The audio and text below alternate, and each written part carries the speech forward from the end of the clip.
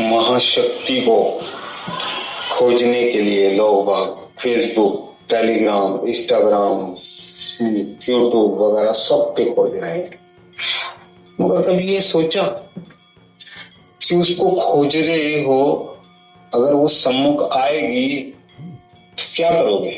सिर्फ दर्शन करने के लिए, सिर्फ उसे दर्शन ही करने के लिए तुम उसे अगर खोज रहे हो तो तुम्हारा खोजना बेकार है।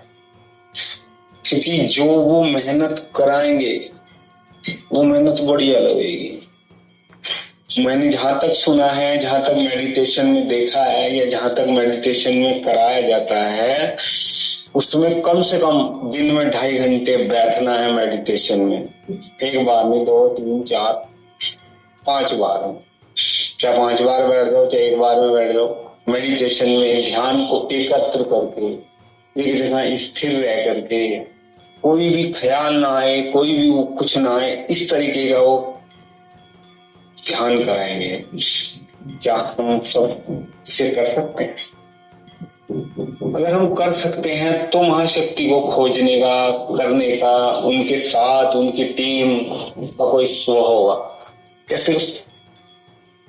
कैसे इतना सा ये क्या, अगर हम ये कर सकते हैं और जो भी सेवा बताई जाए, जो भी कुछ बताया जाए, अगर उसकी कोई इनकार ना निकले, चाहे हमें कितना भी काम ना हो, काम क्यों ना हो, और चाहे वो कितना ही समय के लिए काम बताया जाए और हमारे मुंह से ना निकले, तो उस काम को हम करें तो हम उसके सेवादार। वरना बेकार के ढूंढने और बेकार की इन बातों में कुछ नहीं। दर्शन करना है, कर लेना, उससे क्या होगा? जो आपको समझ नहीं आएगा बस वो होगा। जैसे राम जी के दर्शन कर लिए, कृष्ण जी के दर्शन कर लिए, मगर दर्शनों का फायदा तो जब है जब हम उनसे जिन मन से जुड़े, अंदर से जुड़े। कई लाखों किस्म के आदमी हैं जो यूट्यूब है, ये पता नहीं किस पे बैठे हुए हैं, वो सिर्फ वही कह रहे हैं आ जाए। अरे उनके लिए कुछ करो तो सही, तभी तो वो आएंगे। अपने आप को बदल दो, उनको पाने के लिए समझो, खुद में बदलाव लाओ, तभी कुछ हो पाएगा, वरना कुछ नहीं। इसीलिए समझ जाओ, तभी महाशक्ति को ढूंढने और करने का फायदा है। क्योंकि हमें खुद में बदलाव लाने हैं और मालिक के साथ, उस मालिक के परम धाम जाना है, तब तो कोई फायदा है। अभी तो मैं आपको ये छोटी छोटी बातें बता रहा हूँ, बहुत बड़ी बड़ी बातें हैं जिसके माया जाल में हम फंसे हुए हैं। उनको करेंगे तो कैसे करेंगे? छोटी छोटी बातें ही नहीं समझ पा रहे लोग। मैं देखता हूँ कि कई तो सुन करके बस इग्नोर कर देते हैं। अरे कभी आपके जीवन में काम ना आए तो कहना, जिंदगी में आप रोते रहोगे कि ये सारी चीजें आपके काम आएंगी।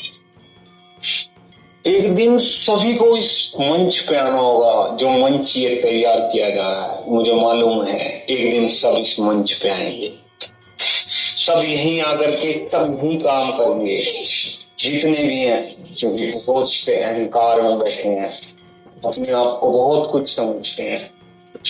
पर छोटी छोटी बातों में अगर तुम रहोगे तो जिंदगी में कामयाब कैसे होगे?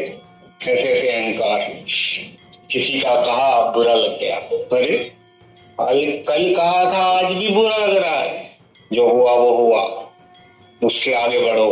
अपने मालिक को पाना है, और पाना है, वास्तव में पाना है, तो सब भूल जाए जो है। क्योंकि अहंकार से कभी भी जीता नहीं जा सकता। अगर हम भूल जाएंगे तो मालिक को पाएंगे। अहंकार मेडिटेशन में ही जीता जा सकता है, मालिक की साधना में ही जीता जा सकता है। और वो साधना है, वो गुप्त साधना जो मालिक बताएंगे, उससे तो उसको समझो, समझने के लिए तत्पर हो जाओ। हम तो छोटी मोटी साधना ही बता सकते हैं, हम तो छोटा मोटा सब कुछ बता सकते हैं, मगर प्रॉपर जो चीज है वो आने के बाद, वो महाशक्ति, वो महापुरुष ये बताएंगे। मैं उनको कल्कि इसलिए नाम नहीं देता क्योंकि कल्कि मतलब काल का अंत करना, और अभी अंत नहीं हुआ, इसलिए उन्हें महापुरुष ही कहा जाएगा। बहुत सारे संतों ने, किसी ने भी ये नहीं कहा कि वो कल्कि हैं, उन्होंने कहा कि वो महापुरुष सायरन और मसीह, बुद्धा, मैत्रा बुद्धा, ये सब चीज कही है, और भी चीजें कही है, मगर किसी ने भी कल्कि का नाम नहीं लिया। तो कल्कि जहां लिखा हुआ है वो उन्होंने एक अनुमान लगाया। कल्कि का मतलब काल का एंड कर देना, काल की यानी कि कल को खत्म कर देना। और आज तो खत्म नहीं हुआ कल्कि, कलयुग अभी तो खत्म नहीं हुआ। जब काल को जीत करके वो आपको बताएंगे तब उनको जो नाम दिया जाएगा उसमें एक नाम होगा कल्कि। इसीलिए अभी उन्हें महापुरुष के नाम से, सायरन के नाम से, महाशक्ति के नाम से हम पुकारते हैं। बाकी आपकी जो मर्जी है आप पुकार सकते हैं।